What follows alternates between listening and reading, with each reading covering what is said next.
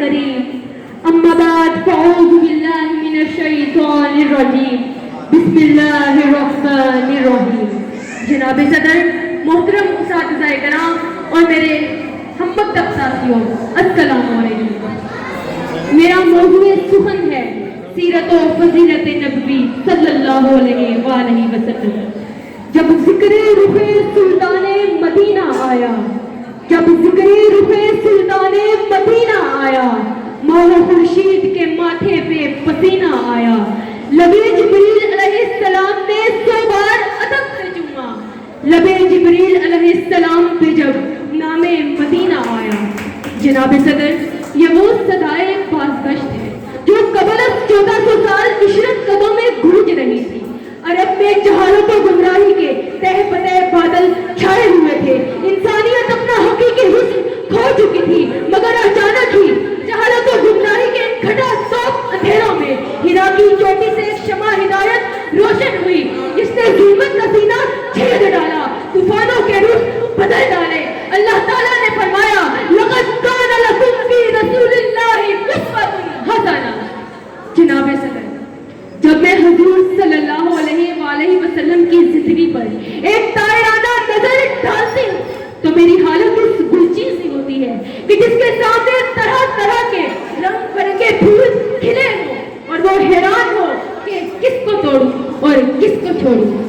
سلام آتشی زنجیر باطل توڑنے والے، سلام آتشی زنجیر باطل توڑنے والے، سلام ہے خاک کے ٹوٹے ہوئے دل.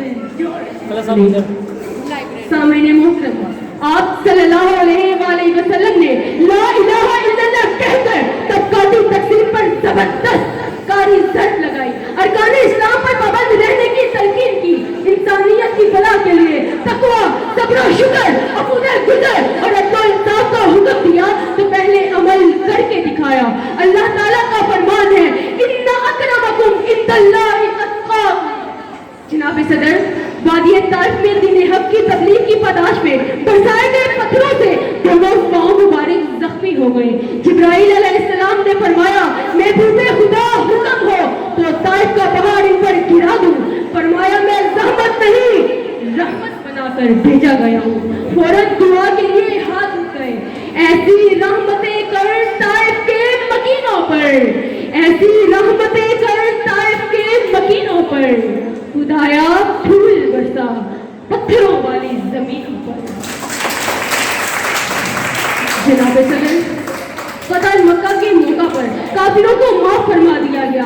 ذرا غور فرمائے، اگر چنگیز خاں ہوتا تو انسانی کھوپڑیوں کے مینار تعمیر کروا دیتا، ہلاکو خاں ہوتا تو قتل عام کا حکم دیتا، ہٹلر ہوتا تو سر عام بازاروں میں الٹا لٹکا دیتا. مگر میرے نبی کی رحمت کا عالم تو دیکھیں.